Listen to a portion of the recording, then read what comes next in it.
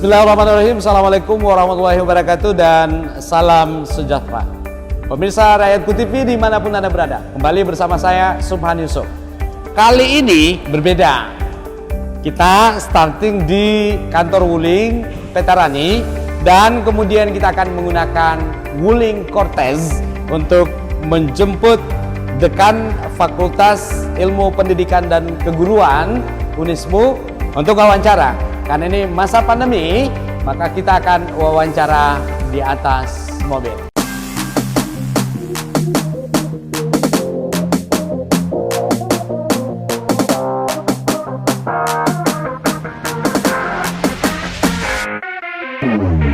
Pemirsa Rakyatku TV, ini dia mobilnya dan segera kita akan ke Universitas Muhammadiyah Makassar untuk menjemput Dekan FKIP Unismu. Segera kita ke sana.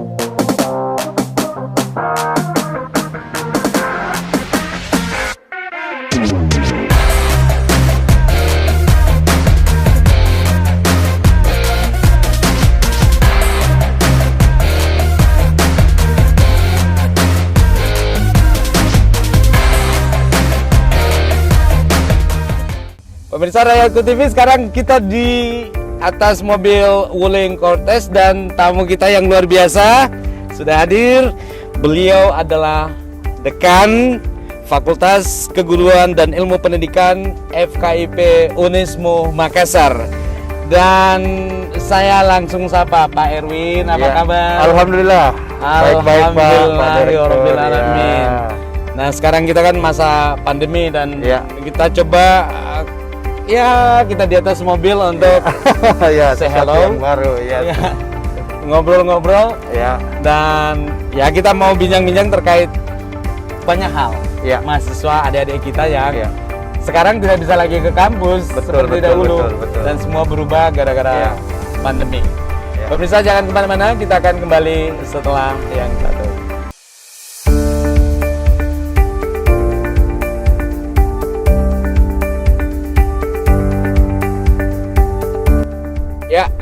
Pemirsa Rakyatku TV, sekarang saya buka masker biar lebih jelas apa yang kita bahas.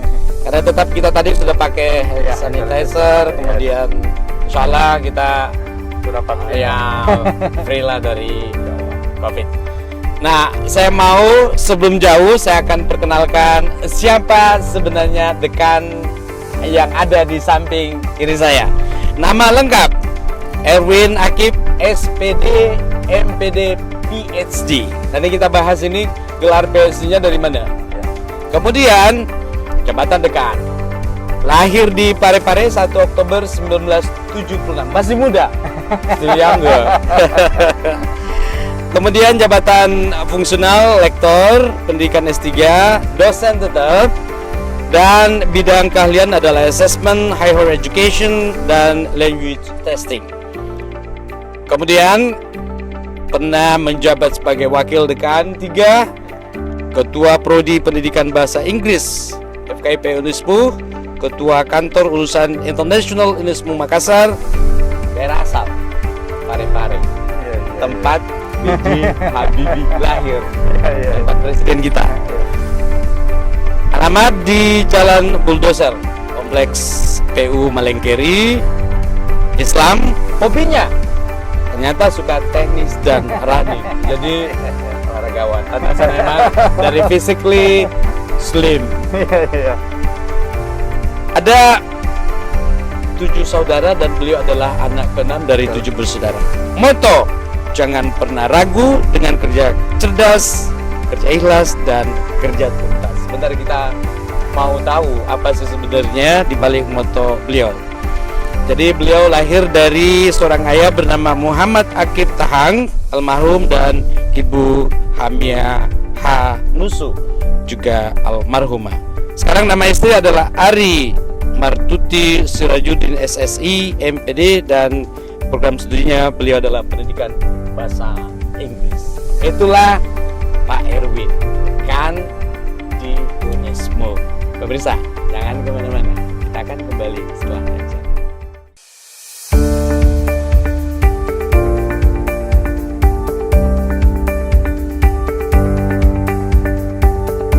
Pemirsa Rakyatku TV, kita langsung ke Pak Erwin. Pak Erwin, Yes. ini masa pandemi, banyak hal yang berubah dalam hidup kita. Betul. Hampir semuanya berubah. Yes. Bekerja dari rumah, kemudian kuliah juga di rumah dengan adik-adik. Iya. Nah, boleh tahu tidak seperti apa sih teman-teman di Unismu menghadapi kondisi seperti sekarang? Iya. Dan boleh dijelaskan sedikit tidak apa plus minus yang kita hadapi dengan kondisi ini? Oke. Please. Oke, baik. Silakan. Saya buka masker Oke. juga ya, biar Ya. kelihatan gitu. Siap. Kelihatan gagahnya kalau juga. Baik, terima kasih Pak Subhan sebagai Direktur Utama Rakyatku, dan tentu kita ucapkan terima kasih juga ya ke Wuling Ya. yang menjadi bagian atau sponsor lah untuk kegiatan. Saya istilahkan ini podcast on the road. Ini menarik nih, dan saya sampaikan bahwa mungkin ya ini bukan menafikan yang lain, tapi this is the first experience for me gitu ya. Right. Karena pertama kali, I don't know lah kalau ada yang melakukan sebelumnya di Makassar ini, tapi bagi saya ini pertama kali rakyatku di usianya yang masih belum sampai usia anak SD, tapi kok berpikirnya udah sampai ke langit ketujuh gitu loh. Baik, we just try. Ya, ini bagian dari inovasi di masa pandemi menurut saya. Baik. Ya. Ya. Oke, kita kembali ke apa yang tadi Pak Subhan sampaikan, tanyakan terkait dengan bagaimana mahasiswa kami di masa pandemi. Ini pandemi kita udah hampir masuk 2 tahun, ya. Benar. Sudah mau berulang tahun gitu kalau bahas orang viral kan 2 tahun gitu ya. Nah, memang banyak hal lah yang merubah sikap kita pada akhirnya, khususnya dalam dunia pendidikan. Baik. Ya, utamanya dalam proses belajar mengajar yang tadinya kita dengan PTM, pembelajaran tatap muka, itu tiba-tiba dikagetkan dengan pandemi ini, akhirnya muncul pembelajaran secara daring, pembelajaran secara online. Baik. Dan hampir seluruh, bukan hanya di perguruan tinggi, itu mulai dari level SD, TK malah sampai perguruan tinggi. Baik. Nah, khusus kami di Unismu, ya tentu juga mengalami hal yang sama. Baik. Sehingga kebijakan yang dibuat, ya pimpinan harus membuat aturan bahwa pembelajaran kita lakukan secara online gitu. Baik. Nah, ini tentu banyak yang ya adalah plusnya, ada minusnya. Plusnya apa? Karena ya masa pandemi tentu kita menghindari terjadinya adanya korban jiwa atau apalah gitu ya. Akibat penularan COVID yang semakin menggila gitu. Baik. Tapi di satu sisi minusnya ketika mahasiswa kami itu berada di daerah-daerah yang aksesnya itu sulit untuk gitu. sinyalnya Untuk itu mereka susah, mendapatkan jaringan gitu. Benar. Dan ini sekali. bukan terjadi pada tahun 2021 ini saja. Dari awal COVID itu udah terjadi gitu. Baik. Bahkan ya mohon maaf, kami ada 2 kalau nggak salah ya mahasiswa FKIP itu yang meninggal karena berusaha untuk pergi mencari akses internet di kampungnya dengan berkendara motor kemudian ketabrak. Nah, ini juga menjadi salah satu akibat gitu ya. Baik, Begitu baik. keinginan mahasiswanya kami untuk Mendapatkan mendapatkan ilmu ya di masa pandemi ini, tapi karena kondisi ya Allah berkata lain lah itu ya. Ini kita sangat prihatin Nah, mendengarkan tentu cerita ini. tentu itu menjadi sebuah keprihatinan kita. Baik. Nah, kami juga tentu mengapresiasi apa yang telah dilakukan oleh pemerintah. Ya, misalnya dengan menggelontorkan kuota Baik. untuk mahasiswa, Baik. dosen, guru dan pelajar lainnya. Tapi apakah itu cukup? Ya. Ini juga mesti kita bahas bahwa apa yang dilakukan oleh pemerintah menurut saya itu belum sampai kepada pemerataan, karena Baik. ada daerah yang akses internetnya sulit. Baik. Mereka boleh diberikan kuota, tapi gimana untuk mengakses? How to use it? Nah, kan ini yang susah nih. Nah, makanya itu penting saya kira ini dilakukan pemetaan, ya pemetaan.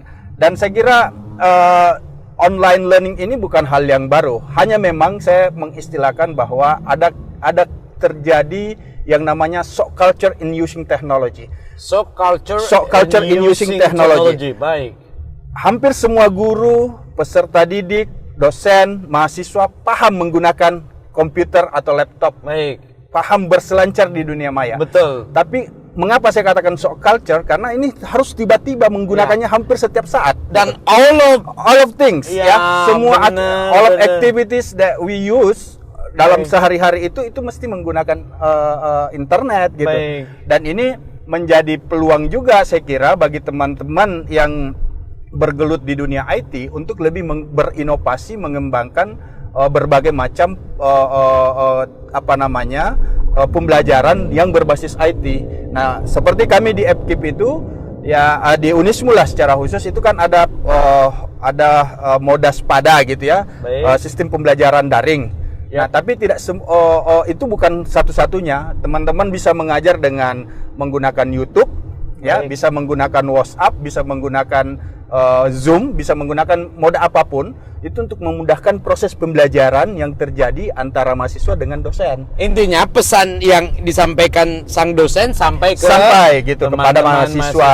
Itu yang kita harapkan dan memang ini kita ya semua kita berharap lah COVID ini segera berakhir sehingga proses itu pembelajaran tatap muka itu bisa berjalan dengan baik. Ya, karena mohon maaf begini Pak, mudah-mudahan ini bisa juga menjadi perhatian bagi pemerintah. Saya jujur katakan gini, ada hal yang hilang dari proses pembelajaran secara daring itu.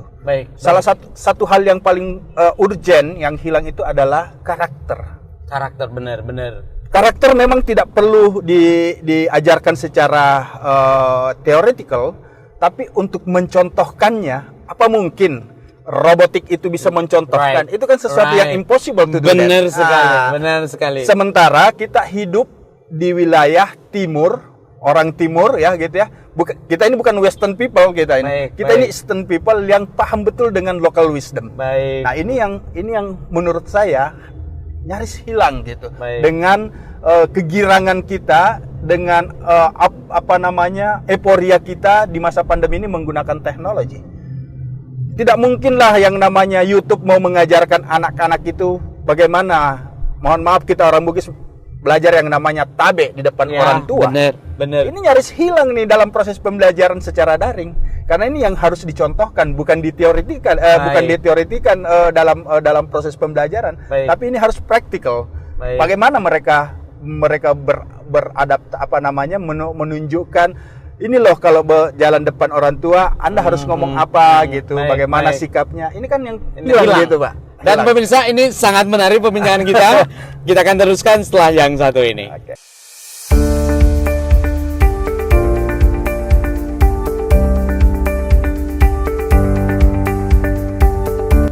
Baik, pemirsa Rakyatku TV masih bersama Pak Erwin, Pak Dekan di Unismu. Pak Erwin, ada yang menarik dengan bidang yang kebetulan Bapak diberi amanah sebagai dekan, di mana luaran atau alumni Unismu untuk keguruan hebat-hebat loh. Tidak hanya di daerah. Beberapa kali saya ketemu guru, saya tanya alumni di mana, dia bilang dari Unismu. Boleh tahu enggak resepnya, apa kinya, apa kuncinya, sehingga Unismu bisa menghasilkan alumni yang luar biasa dan kompetitif untuk kemudian bersaing dengan yang lain. Please, Pak Dekan. Baik, sebelum sampai di situ Pak Subhan ya, kami perlu sampaikan bahwa khusus di FKIP Universitas Muhammadiyah Makassar itu kami ada 11 program studi yang reguler. Dari 11 itu ada 1 yang luarannya nanti itu nggak jadi guru tapi menjadi tenaga kependidikan. Itu prodi teknologi pendidikan namanya. Jadi dari 11 tadi ada 1 yang memang untuk tenaga kependidikan, bukan tenaga pendidik ya. Tenaga kependidikan. Kemudian dari tahun 2018 itu kami dipercaya oleh pemerintah bersama dengan teman-teman di Universitas Negeri Makassar dan juga Universitas Muhammadiyah Parepare. Alumninya kami bisa ada di mana-mana gitu. Nah, saya perlu sampaikan bahwa di FKIP Universitas Muhammadiyah Makassar itu kami ada 11 program studi. dari 11 itu ada satu yang memang untuk melahirkan tenaga kependidikan. Bukan guru. Bukan guru, tapi Baik. tenaga kependidikan ya itu prodinya adalah teknologi pendidikan. Ya ada juga sih sebenarnya yang jadi guru untuk bidang IT itu dari teknologi pendidikan, tapi nggak banyak lah. Nah kemudian dari 2018 kemarin sampai hari ini alhamdulillah pemerintah mempercayai kepada kami di FKIP Universitas Muhammadiyah Makassar bersama teman-teman Universitas Negeri Makassar, kemudian Universitas Muhammadiyah Parepare sebagai pelaksana untuk pendidikan profesi guru. Hanya 3 universitas yang Tiga universitas yang saya tahu saya di Sulawesi Selatan ini. Itu di luar, kalau di tempat lain tentu ada puluhan lah di seluruh Indonesia. Di Sulsel ada 3 termasuk kami. Baik. Nah ini tentu menjadi kepercayaan yang luar biasa bagi kami untuk melaksanakan program ini karena kami diberikan kuota setiap tahunnya itu berdasarkan pemetaan atau pilotingnya itu dari kementerian. Jadi dari khusus pendidikan profesi guru ini ada 2 program studi, konsentrasinya itu pendidikan bahasa Indonesia dan pendidikan bahasa Inggris. Bahasa Inggris. Baik. Dan yang menariknya karena kami malah pernah mengelola teman-teman PPG untuk daerah khusus. Baik. Yang teman-teman guru dari berbagai provinsi yang ditempatkan di daerah-daerah khusus, misalnya di pelosok Kalimantan Selatan, pelosok Kalimantan Timur gitu, mereka hadir di Makassar waktu itu untuk kemudian kami berikan pembelajaran selama kurang lebih 1 tahun. Baik. Nah, kemudian mengapa kami kalau menurut pandangannya Pak Suban dari wawancaranya Pak Suban dengan teman-teman yang ditemui di luar, gitu ya. Itu sebenarnya khusus kita di perguruan tinggi Muhammadiyah ya, itu memang ada penciri lah, ada satu mata kuliah yang memang itu kalau di perguruan tinggi Muhammadiyah menjadi mata kuliah wajib. What is that?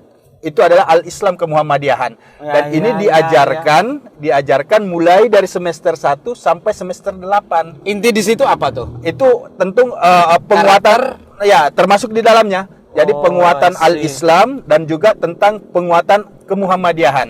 Ini yang menjadi pencirinya kami di perguruan tinggi Muhammadiyah dan Aisyah seluruh Indonesia. Nah, termasuk Universitas Muhammadiyah yang memang menjadi satu di antara ratusan perguruan tinggi Muhammadiyah Aisyah yang ada di Indonesia tentunya.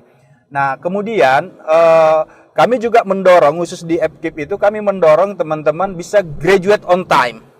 Bisa selesai tepat pada waktunya. Untuk sampai di situ ya tentu kurikulum kita harus perkuat, mengikuti perkembangan yang ada dan seterusnya gitu kan. Nah, sama saat sekarang ini pemerintah mengeluarkan kebijakan untuk kurikulum kampus merdeka gitu kan. Jadi kita melakukan penyesuaian terhadap apa yang menjadi program-program dari kementerian ya kita ikuti. Baik. Dan alhamdulillah mungkin juga faktor tadi mengapa alumni kami bisa terserap di dunia kerja secepat itu karena dari 11 program studi itu ini sudah ada 4 yang akreditasinya A, kemudian 6 akreditasinya B, 1 masih yang akreditasinya C yang memang itu masih program studi baru. Baik. Tapi itu bukan persaingan sebenarnya, mereka berkompetisi di lapangan itu dengan keilmuan yang telah kami berikan selama kurang lebih 4 tahun. Dan juga tentu berbagai program-program dari apakah itu dari pemerintah atau non pemerintah yang kita jalankan selama ini itu yang memang alhamdulillah bisa di mata masyarakat bisa terpercaya gitu. Misalnya kami dengan Singapura Polytechnic misalnya, kami ada kerjasama. Ini hanya COVID, tapi hanya COVID sehingga tidak bisa dijalankan gitu ya, tidak dijalankan secara langsung, jadi melalui virtual. Nah sebelumnya itu sebelum COVID kemarin, teman-teman Singapura Polytechnic itu setiap tahun, bukan setiap tahun, 2 kali dalam setahun itu mengirim mahasiswanya sampai 20-an orang ke Unismu, ke FKIP. Kemudian kita kolaborasikan dengan mahasiswa FKIP dan mahasiswa Unismu secara keseluruhan. Yang itu kita seleksi kemampuan berbahasa Inggrisnya dan kemampuan kepemimpinannya gitu. Nah, dari situ, dari kolaborasi itu kemudian kita bawa ke tengah masyarakat, daerah-daerah yang memang butuh untuk pendampingan. khususnya wilayah-wilayah pertanian, ya seperti di wilayahnya Pak Bupati Goa, itu sudah beberapa kali kami lakukan itu.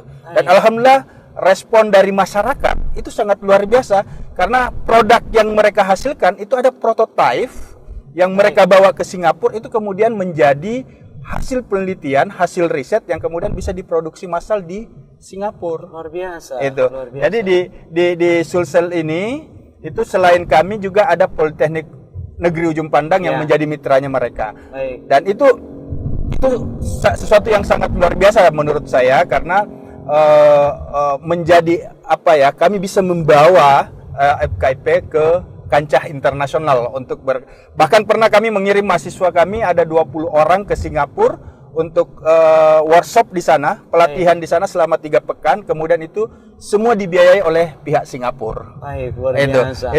Itu yang mungkin menjadi daya tarik tersendiri dan juga menjadi dorongan tersendiri mengapa teman-teman itu begitu selesai mereka ada yang lanjut kemudian mendaftar sebagai ASN langsung keterima, ya itu ternyata itu kuncinya pemerintah, luar biasa. Itu jadi ada salah satu kunci menurut saya itu adalah international collaboration, itu mesti menjadi penguat di perguruan tinggi. Benar, karena saatnya ini kalau kita nggak berkolaborasi, kita akan tertinggal, Pak.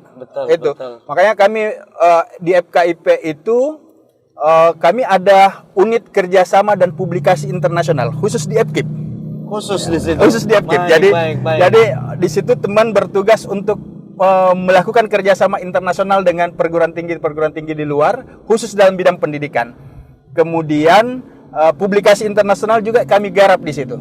Baik. Jadi 11 program studi ini masing-masing punya jurnal yang kemudian itu mereka connect dengan perguruan tinggi di luar untuk bisa terpublikasi sama-sama. Luar biasa, luar biasa. Jadi yang seperti itu yang kami coba lakukan bersama dengan tim yang kami yang ada di fakultas kami untuk mengikuti perkembangan yang ada ini. Karena prinsipnya kalau kita berdiam diri, ya apa yang kita mau dapat gitu, betul. Jadi terkadang saya sampaikan ke teman-teman, oke, kita silent saja, kita bekerja secara silent, so nanti hasilnya kita angkat di permukaan, baru orang bisa melihat gitu. Jadi banyaklah pekerjaan yang saya lakukan itu, Pak, itu saya buat dalam bentuk silent gitu. Baik.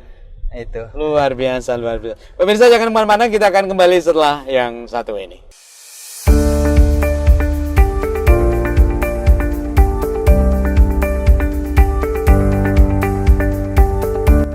Pemirsa Rakyatku TV masih bersama Pak Dekan, Pak Erwin. Pak Erwin, di masa pandemi kita dibutuh untuk kreatif. Yes. Kita tidak bisa diam saja. Benar sekali, Pak. Something different you must do. Yes. So, apa yang baru dari teman-teman Unismu, terutama di fakultas yang diamanahkan ke Pak Dekan? Please, brother. Oke, terima kasih Pak Subhan sekali lagi. Terima kasih Wuling tentunya ya yang menjadi sponsor kita pada siang hari ini. Di masa pandemi ini, sejak awal pandemi kami di FKIP udah membaca kondisi ini, bahwa ini kita nggak bisa bersentuhan langsung dengan mahasiswa, dengan stakeholder kita. Makanya waktu itu saya memanggil teman-teman yang paham dengan IT, kemudian saya berikan konsep, ini loh yang kita buat. Jadi waktu itu kita memunculkan e-surat namanya, ya. Jadi e-surat itu seperti ini nanti produk ini tampilannya. Ini sudah ada 3.578. 3.500. Yes, 3.578. Proses persuratan via beginian. Yes, dan ada 8 item jenis surat yang kami yang kami siapkan di sini. Ada untuk kelakuan baik, kemudian keterangan kuliah bagi non PNS, keterangan kuliah bagi PNS, kemudian keterangan lulus, kemudian keterangan alumni, keterangan pindah, kemudian kesediaan membimbing dan juga pengantar penelitian. Nah, perlu ke kampus berarti, tinggal melihat semua ini. Mereka dimanapun saja, wherever mereka, itu tinggal mengirim saja datanya, kemudian staf kami akan membuat verifikasinya, kemudian nanti hasil verifikasi itu kalau udah terverifikasi oleh staf kami, itu akan masuk di email saya. Di email saya akan muncul notifikasinya untuk ditandatangani. Luar biasa. Selama perjalanan ini saya menandatangani ada 3 surat yang masuk secara online ini. Saya tinggal klik aja, udah mereka udah bisa ambil. Tanda tangannya sudah ada di dalam, scan. by scan di situ. Mereka udah masuk. Nah, itu yang pertama yang kita sudah buat. Itu sejak awal pandemi tahun 2020 kemarin. luar biasa. Nah, kemudian baru-baru ini kami luncurkan juga barcode. Ya, barcode itu untuk untuk memperlihatkan profil dari 12 program studi kami yang ada di FKIP. Jadi ini barcode ini semua informasi tentang prodi yang ada di FKIP itu langsung ke situ. Langsung cukup dengan scan barcode-nya nanti akan kelihatan, tinggal memilih visi misi semua keluar. Visi misinya, kemudian tujuan dari program studi itu, mata kuliahnya, nama dosennya, apa segala macam itu ada di dalam. Hanya memang ini on proses untuk kami transkrip ke website sehingga itu lebih memudahkan nantinya. Baik. Kemudian yang lain yang kita juga memudahkan untuk di masa pandemi ini, terakhir per 1 Juli kemarin kami melonsing FKIP Unismu Podcast. Baik. Ini sebagai ya, hebat ya. Ini sebagai wadah kami ya. Alhamdulillah kalau di Unismu mungkin FKIP yang baru melakukan itu. The best. Ya, itu kami lakukan. Dan tentu kita mendorong juga teman-teman di fakultas lain untuk membuat inovasi-inovasi seperti itu. Baik. Sebagai media kami untuk menyampaikan segala hal yang terkait dengan FKIP secara khusus dan Unismu secara umum. Dan kedepannya tentu kita akan mengundang tokoh, kita akan mengundang siapa gitu ya, untuk sharing dengan kita bagaimana melihat Indonesia ke depan ini, seperti apa sih Indonesia ke depan. Dan itu tentu ya dengan podcast akan lebih mudah karena itu kita share ke YouTube, kemudian itu lebih mudah untuk ditonton saya kira. Benar. Jadi itu yang kita coba lakukan untuk menjawab tantangan-tantangan di masa pandemi ini ya, dengan tentu ya pelayanan terhadap stakeholder kami dengan mahasiswa kami ya, itu yang menjadi hal yang utama tentunya, termasuk dosen kami juga. Kami push sekarang dosen-dosen di FKIP itu untuk mengurus kepangkatannya. Jadi kemarin ini ada 79 dosen kami yang kami minta untuk segera mengurus kepangkatan dari asisten ahli ke lektor. Sampai ke guru besar kita akan melakukan pendampingan untuk itu. Harapannya ya FKIP, dosen-dosen di FKIP 2-3 tahun ke depan sudah ada tambahan guru besar lagi. Luar biasa. Kalau saat sekarang ini baru 3 ya, khusus di FKIP itu guru besarnya. Kita berharap 2-3 tahun ke depan ada tambahan guru besar. Kemudian doktor, teman-teman yang sementara penyelesaian itu kita push bagaimana mereka bisa cepat selesai, dan juga yang baru masuk itu kita push bisa mereka graduate on time. Itu yang kita harapkan dari semua program yang kita lakukan di FKIP selama ini. Baik, saya kira begitu Pak. Terima kasih. Luar biasa. Pemirsa jangan kemana-mana, kita akan kembali setelah yang satu ini.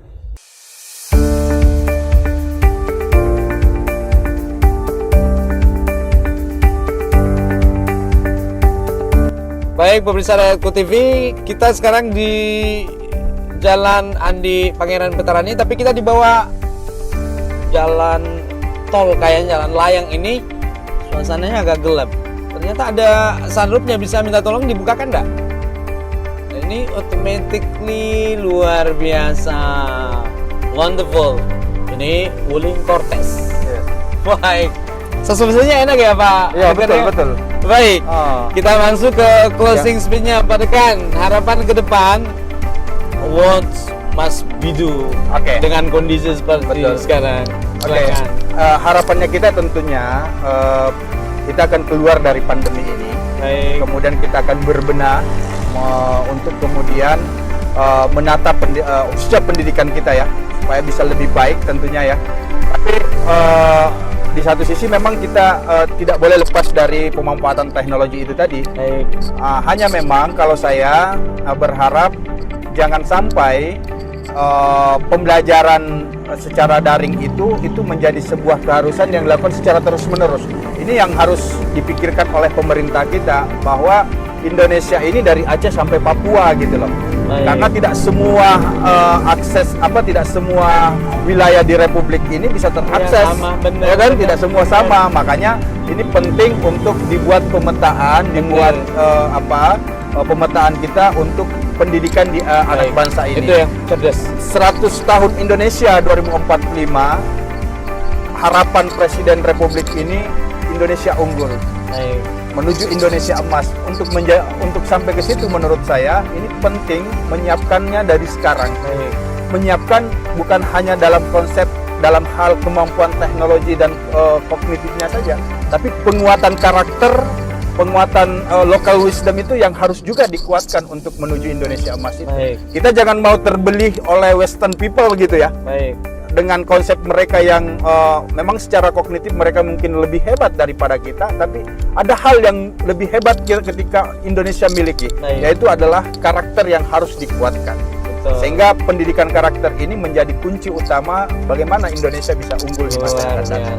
Saya kira itu saja. Terima Baik. kasih tentunya kami Saya yang sampaikan terima kasih kepada Pak. Rakyatku TV, Terima kemudian kasih juga banyak. Wuling yang menjadi sponsor kita pada pagi hari ini.